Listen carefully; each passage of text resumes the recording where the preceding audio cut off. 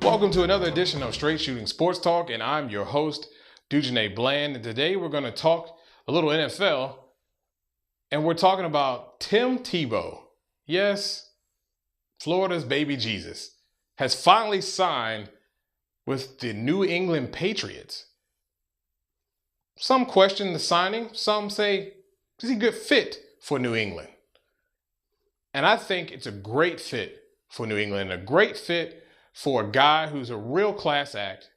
He works very hard, and you have to give the guy some credit. He is a good athlete. Football skills as far as quarterback, not so much. And I think his quarterbacking skills wouldn't be so bad if they hadn't messed with his mechanics so much. I mean, no one touched Byron Leftwich's mechanics, and we've seen that wind-up throw. So why did we have to touch this guy's mechanics? With that being said, you're not going to see Tim Tebow as quarterback. Not with the New England Patriots. I think you're going to see him with any team at quarterback.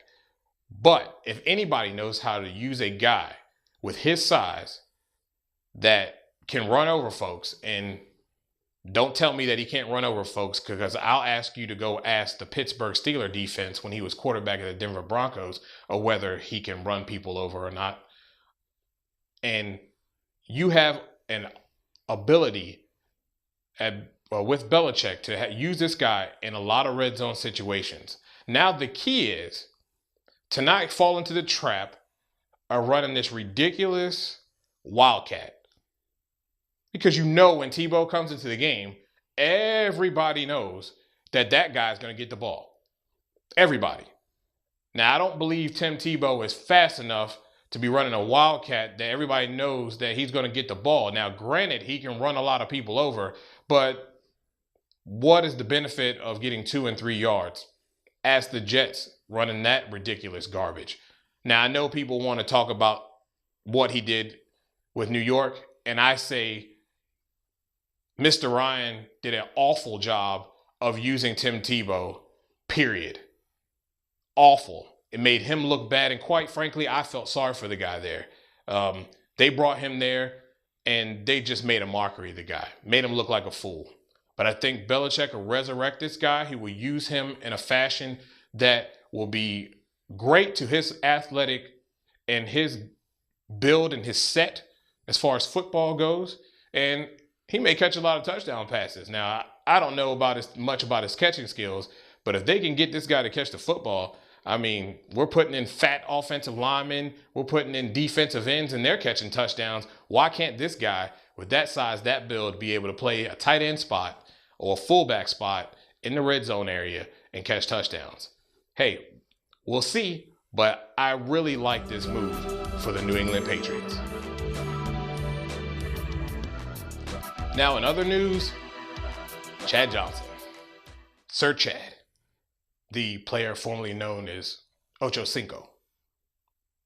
We know he was up for domestic violence charges and was getting a pretty decent deal until he does this.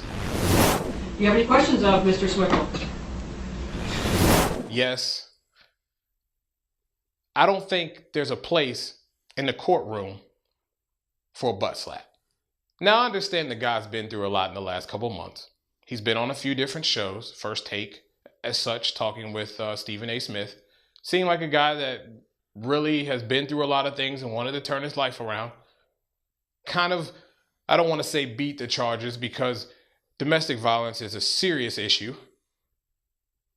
But a weight was lifted off his shoulders. He felt like maybe that he's going to turn his life around and have an opportunity to serve a little community service, do what he needed to do, and get his life back together.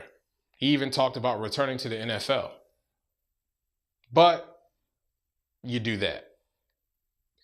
Now, some may say that the judge was a little bit harsh and overreacted. I say it's her courtroom.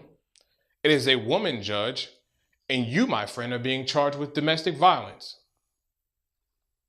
3 strikes, maybe? Do I need to say anything else? I mean, that should be enough to know that you can't do that during the session. I mean, it's domestic violence. And a lot of people take that seriously, and especially women take that seriously. And to do a butt slap like that showed a little bit of, as she said, you didn't take it serious. Now, it may not have been your intention, but it ticked her off. And quite frankly, with your track record and the things you've done in the last several months and years, to be quite frank, they reacted in that way. And I have to say, rightfully so. Now, it was probably an honest mistake. And I feel bad for you. I really do. But sometimes we have to think a little bit. And we can't allow those things to happen.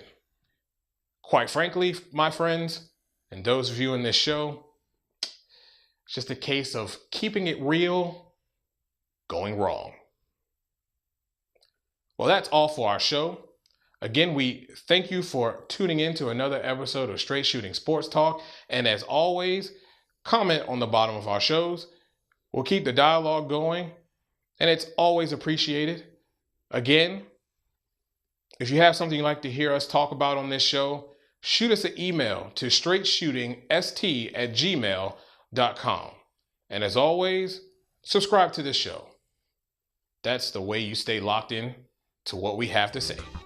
Again, you've been watching Straight Shooting Sports Talk.